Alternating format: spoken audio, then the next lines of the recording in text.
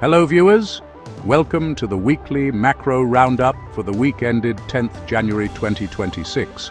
Presented by Michael Ogunremi, we cover the top news in global macroeconomics, financial markets and geopolitics. I hope you enjoy it. Starting with the United States, Trump entered into a new agreement with the interim Venezuelan government on Venezuelan crude. The agreement would allow American oil companies like Chevron to drill oil in Venezuela and ship to the US for refining. Proceeds from the sale of the refined crude will be managed by the US for Venezuelans and Americans, according to President Donald Trump. Trump, in his intention to reduce mortgage rates, instructed Freddie and Fannie Mae to buy $200 billion of mortgage-backed bonds and home lender stocks.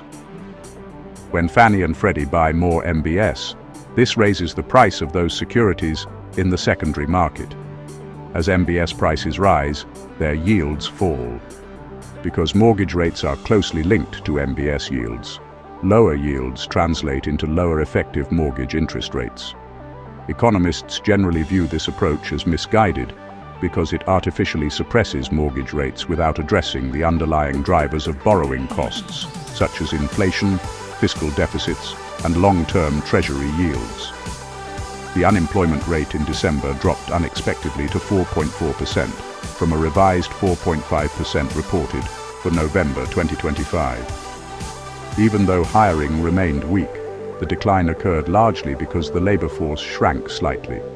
That is, fewer people were counted as actively looking for work, which mechanically lowers the unemployment rate. Bond traders all but wiped out their bets that the Federal Reserve would cut interest rates later this month after the unemployment rate for December fell more than expected.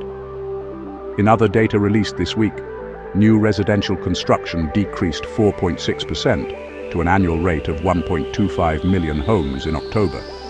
The preliminary January Sentiment Index published by University of Michigan climbed to 54 from 52.9 in December.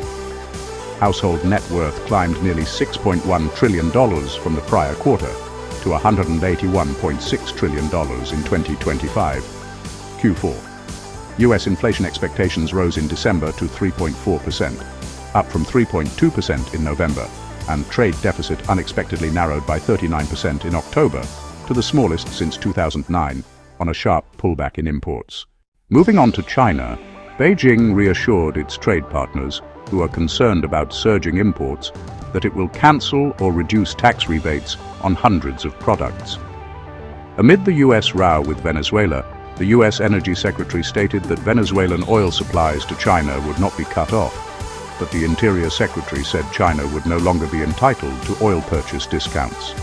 China is likely to consider Canadian crude in the near term, just as Canadian Prime Minister Mark Carney heads off to China next week. In terms of policy developments this week, the People's Bank of China reiterated its commitment to flexibly and efficiently utilize various monetary policy tools, including reserve requirement ratio cuts and interest rate cuts, to leverage the combined effects of incremental and existing policies and strengthen counter-cyclical and cross-cyclical adjustments.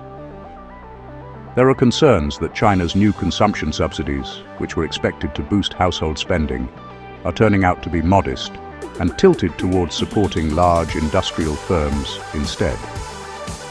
Two key data released this week.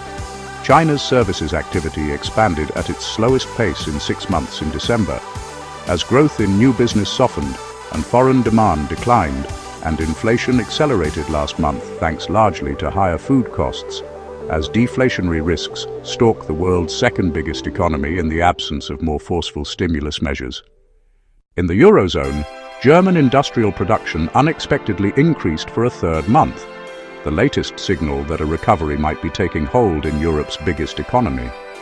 Output rose 0.8% from the previous month in November, compared to an upwardly revised 2% gain in October. Analysts polled by Bloomberg had anticipated a drop of 0.7%. German factory orders unexpectedly rose for a third month in November, suggesting that a recovery is taking hold in Europe's largest economy. Demand jumped 5.6% from the previous month. European Union countries backed a trade agreement with the Mercosur bloc, clearing the way for the EU to sign its largest free trade deal next week. Inflation expectations among euro area consumers were stable in November, supporting the European Central Bank's plan to keep interest rates on hold. This is consistent with the view of Governing Council member Álvaro Santos Pereira, who noted that the ECB has no reason to adjust monetary policy at this stage, as euro area inflation remains close to its 2% target. Further on to the United Kingdom, it was reported this week that more British workers face losing their job than at any point in almost 3 years, a post-budget deterioration in the labour market that is likely to set off alarm bells at the Bank of England. The number of potential redundancies, a leading indicator of future job cuts, jumped to 33,392 in the 4 weeks ending December 14, according to Insolvency Service data. It was the most since early 2023 and the second highest level in the post-pandemic period. The Boston Consulting Group noted that UK trade growth is set to undershoot the global average over the next decade. In UK politics, UK Prime Minister Keir Starmer's governing Labour Party slipped behind the main opposition Conservative Party in Bloomberg's composite poll for the first time since the July 2024 general election. Labour are in third place on 19.2% compared to 21.4% for the Tories, in second, according to the composite, a rolling 14-day average using data since the election from 8 polling companies. Lastly, Britain's wealthy households are raising their eyebrows on the hit from taxes to their personal finances. In Canada, Prime Minister Carney is set to visit China to strengthen China-Canada trade relations amid tariffs from the US, and more recently, the projected shock to Canada: oil exports to the US. Canada's hiring momentum cooled in December, and the number of unemployed people climbed by the most in 3 years, reinforcing signs of persistent slack in the labour market. Employment rose by 8,200 in December, bringing cumulative job gains to 188,800 over the past 4 months, Statistics Canada reported Friday. The jobless rate, however, jumped 0.3 percentage points to 6.8%, mostly reversing a decrease the previous month. On trade, Canada posted a $583 million, $421 million trade deficit in October, but surging precious metal exports, mostly gold, are doing a lot of heavy lifting. Strip those out, and Canada would have a $8.2 billion shortfall. The gap underscores how the country's trade fortunes have become more dependent on global demand for bullion. At the Economic Club of Canada meeting this week, economists at Canada's biggest banks are calling on Prime Minister Mark Carney to reform taxes, arguing his latest budget investments won't meaningfully move the needle on competitiveness. Finally, in Japan, the Bank of Japan is likely to raise its economic growth projection when its board meets later this month, while officials are set to keep the benchmark interest rate on hold. As relations with China turn sour, Japan is ramping up efforts to reach out to its group of 7 peers and beyond, amid mounting concerns over China's grip on rare earths as the dispute with Beijing escalates.